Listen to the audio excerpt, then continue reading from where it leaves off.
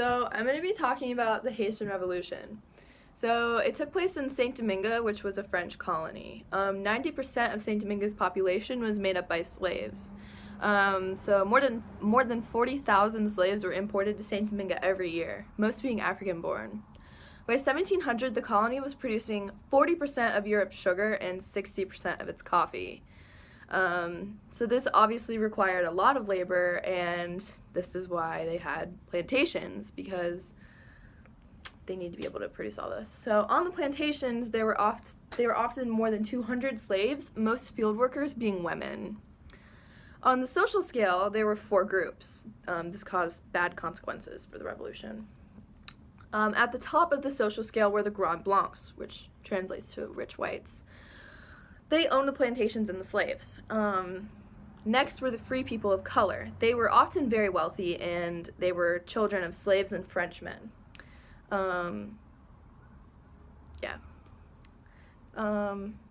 They also owned, wealthier free people of color also owned plantations and slaves as well. By 1789, there were 24,800 free people of color. And then second to last are the Petit Blancs, which, poor whites, that's what it means. They worked as artisans and laborers. They couldn't afford slaves. And then last were slaves, which is pretty self-explanatory. On the island, there was no social stability at all. An example of this being with the French Revolution. It caused all of the social groups to complain, like, non-stop. Slaves disliked being slaves, obviously. Free people of color were subject to legal discrimination no matter how wealthy they were. And poor whites were resentful of the privileges free people of color had, an example of that being able to own slaves. Wealthy whites disliked French trade laws and the government's attempts to improve the living and working conditions of slaves. So obviously this all caused unrest on the whole island, and this unrest started in 1789 when slaves heard a rumor that the King of France had freed them with one of the articles in the Doro Mac. So one of the articles gave hope to the free people of color as well. Petit Blancs called for interest rates to be lowered so they could more easily pay off debts. They also thought that they were the oppressed people because they couldn't own slaves. In 1791, Petit Blancs called for independence from France so they could take power and institute a democracy where everyone had a voice, except slaves, which was 90 or so % of the population in Saint Domingue. So, is it really everyone? In France, the National Assembly granted citizenship to all free people of color. And when I say all free people of color, I mean men only, not women. The Petit Blancs hated this, and fighting broke out between them and newly French free people of color. While this was going on, slaves decided to have a massive revolt, one of the leaders being a guy named Toussaint Louverture. He molded the slaves into a disciplined army that could withstand attacks from France.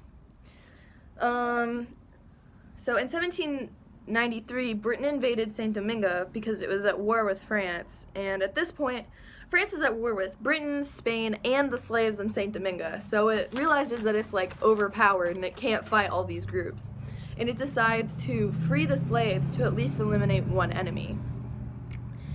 So after that, Louverture switches sides to France and helps them fight against Spain and Britain, and between 1794 and 1802, he steered the colony towards independence.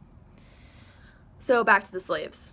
Even though slavery was abolished, the plantation system wasn't, and this is because sugar was still a vital part of the economy in Saint Domingue. Like, that was literally what their economy was based on. So if no one was producing that, they wouldn't be making any money. So now, instead of forcing people to do labor, they're paid to do labor. So, yeah.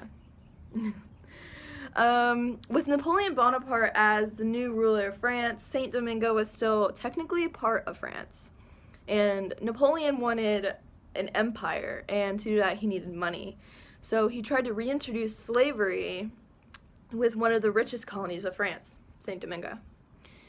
This made slaves very mad, and it sparked a war between them and Napoleon. Haitians spread yellow fever to Frenchmen and killed thousands, but Frenchmen also killed thousands of Haitians, so a lot of people died. With this, Napoleon cut his losses and he recalled his troops back to France. In 1804, Saint Domingue was declared independent and renamed Haiti.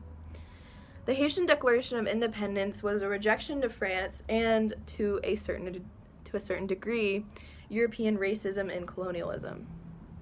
So, I think socially, the Haitian Revolution was a success. Economically, no.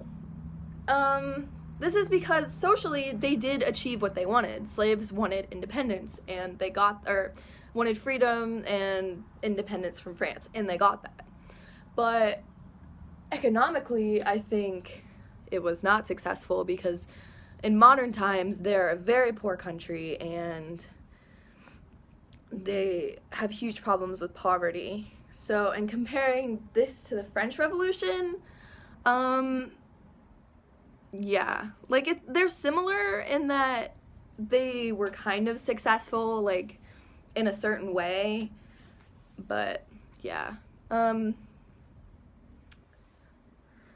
In modern days, I think that there are a lot of similarities, like especially with America, because like slaves kind of relate to like the average class, like people who aren't in the 1%. I guess what you would call the middle class. Like those people don't feel like they're being represented or that they're not really like getting like cared about, sort of, and like that kind of relates to the slaves and like how the slaves were unhappy where they were. So yeah, I think those are some similarities. Okay.